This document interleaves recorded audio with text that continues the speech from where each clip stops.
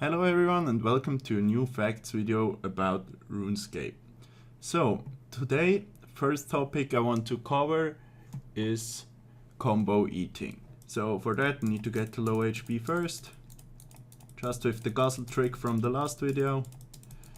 I'm on pretty low HP now. I will get to 1 quickly and then I'll show you the fastest way to get your HP up quickly.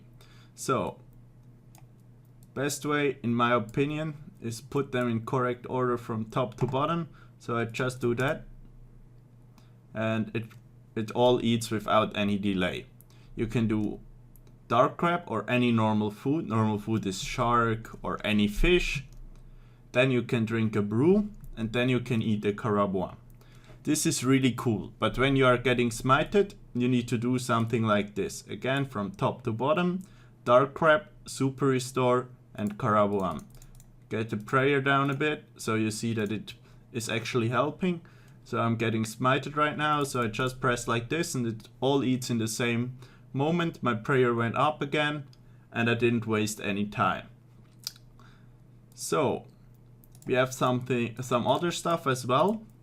We have Gutix rest. Those are really good when you are at about 65 HP or 60 HP, like you are now when DHing or something like that, then you just eat a Gutix rest. The problem is it's a potion, so the only thing you can eat after the Gutix rest is a carabao. And there's also pizzas. Pizzas are good are an 11 HP heal, the pineapple ones, and they're good in DH fights or anywhere like that when you need about the 10 HP heal.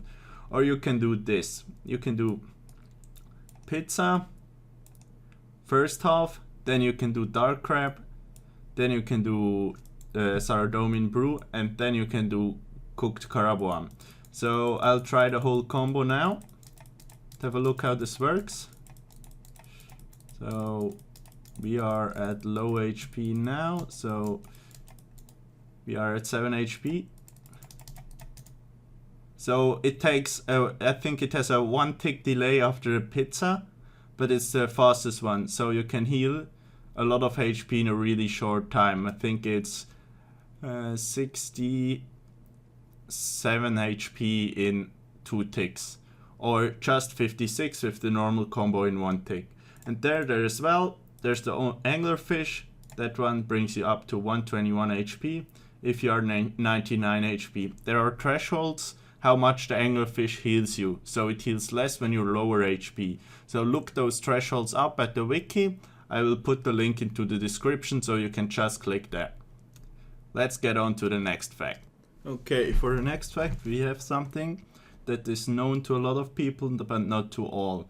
If you mount KBD heads in your house, you get 200 experience in each of your combat skills. So attack, strength, range, magic and defense. And a lot of pures or high level pures got destroyed that way because they thought, why not mount it in my house? It only gives construction experience and now they're level 3 defense. So if you are a pure, never mount KBD heads in your house. Okay, for the next fact we have something about agility training. The wilderness course is a lot better than the Falador rooftop course and than the courses before. And here it lists that you need level 52 to enter that course. But actually you only need level 47. And how do you do that? You go to the Wilderness Agility course and eat the summer pie before you enter. This will boost your agility level by 5, like you can see here. So, after you entered, you only need level 49 for the obstacles inside. So you train 2 levels with normal agility potions or more summer pies. Agility potions boost by 3, summer pies boost by 5. But the summer agility potions are a lot cheaper. So you just use a lot of those until you reach level 49, which will be really quick. You can save yourself like about 1 hour of training by that easily. Okay, for the next fact I will show you how to insta-spec with a Chimo. So you're just hitting your target from the distance and then you use your Chimo like this, makes it a lot easier. Then you double click here and click on your target. It just did buff 2 specs from the distance. and that way you can win a lot of fights a lot earlier. You can switch into another weapon after you Chimo spec as well, or do ballista to Chimo or any combo you like. The trick is, click on your Chimo, double click your spec bar and then click your opponent. It's a really weird order, but they changed the Chimo like 1.5 years ago, and after they changed it you have to do it that way right now. It wasn't known to a lot of people for a really long time until some guy made a guide on Reddit. Okay, for the next fact I have something really weird for you guys.